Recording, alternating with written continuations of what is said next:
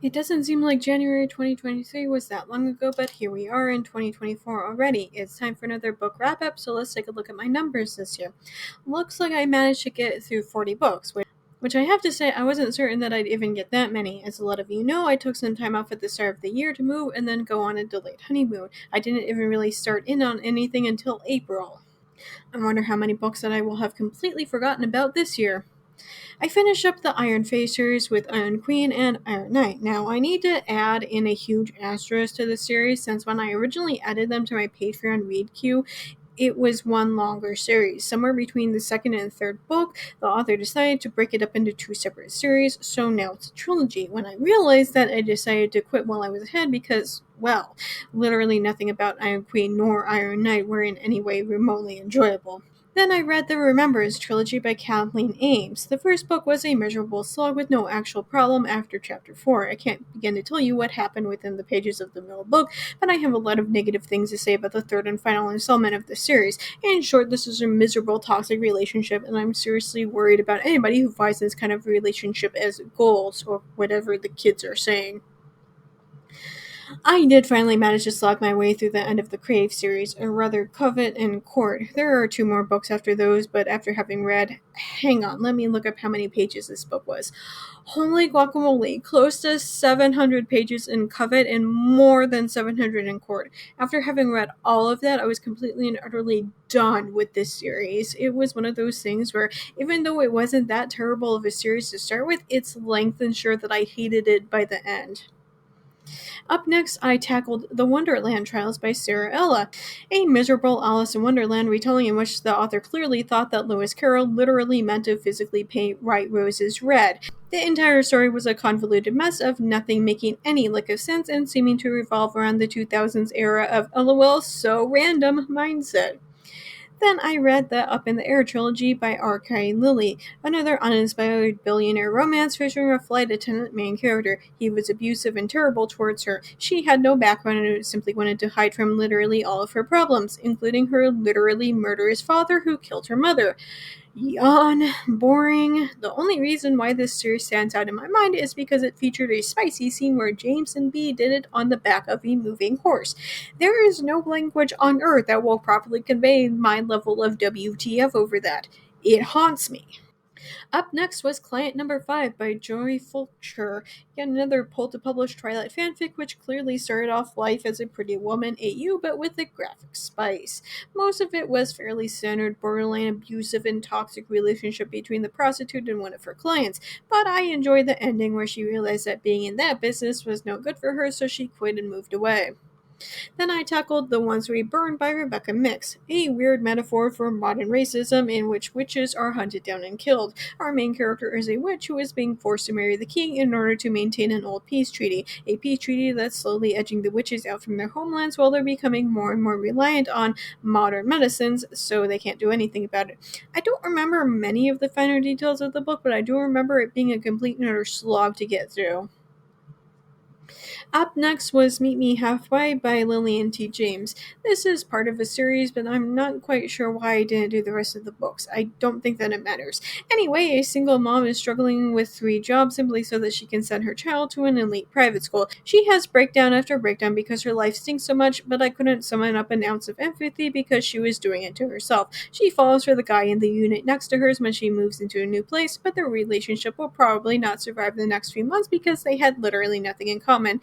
Bland, boring, forgettable. Next!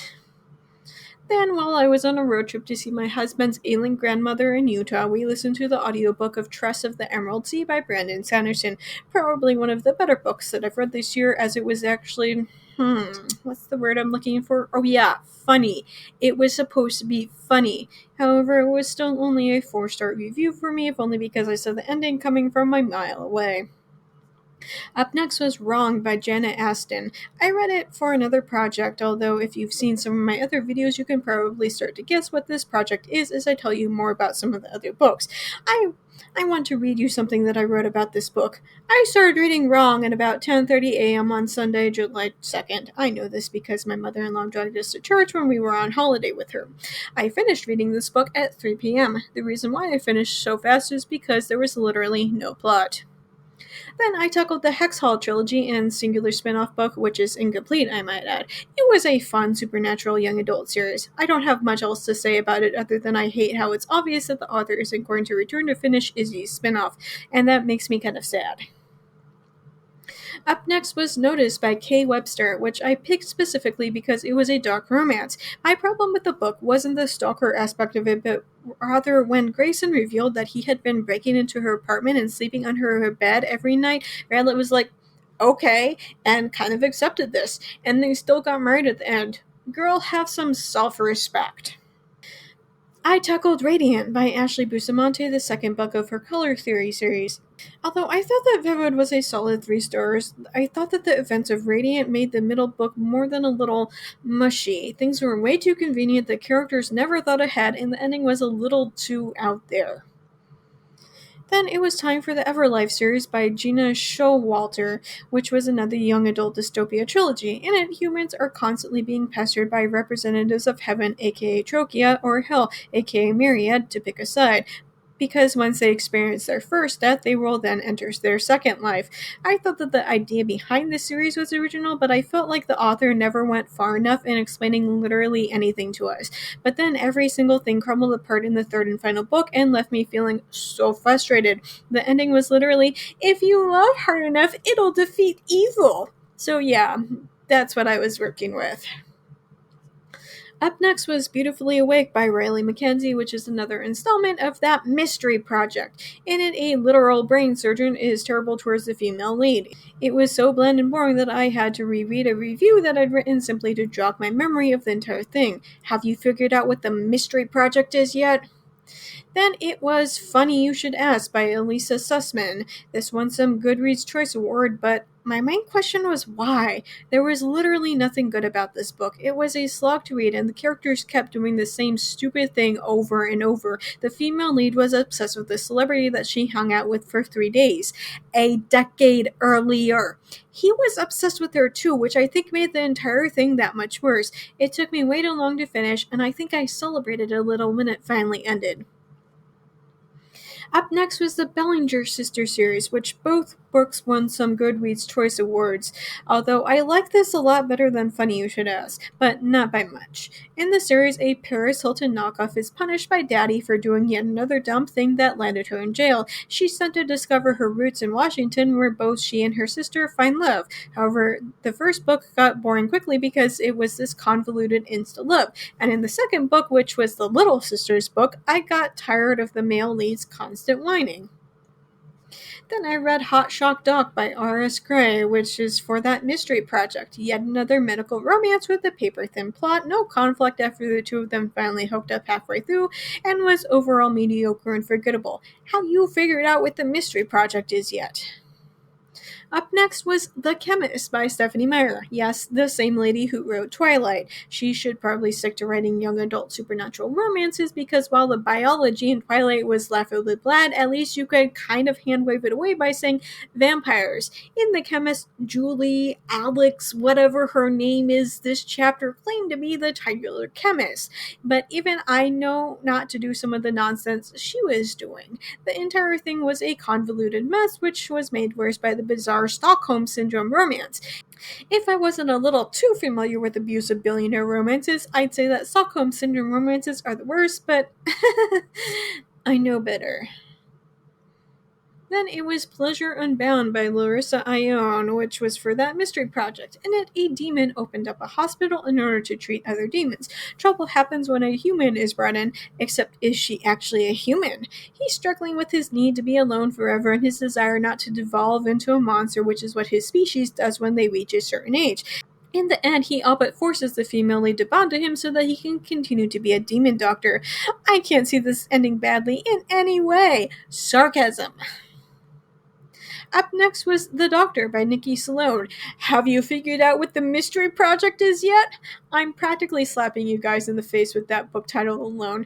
This was another quick read. I think I finished it in less than 2 hours. It was kind of a bizarre book where a girl breaks up with her boyfriend only to turn around and hook up with her ex-boyfriend's doctor dad.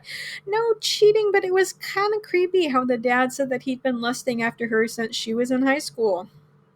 Then, because I still had the rest of my trip from Florida back to Arizona to entertain myself, I started in on A Quick Bite by Lindsay Sands, and it the mother of the female lead kidnaps a psychologist in the hopes that he'll cure her daughter's phobia of blood, because she's a vampire and being scared of blood is obviously a bad thing. Now, I've read dark romances, but I had no idea what to make of the mother kidnapping the male lead to give us as a present to her daughter, for non-spicy reasons. Overall, this book had a good idea, but it got stale fast with tedious side characters who never knew how to shut up.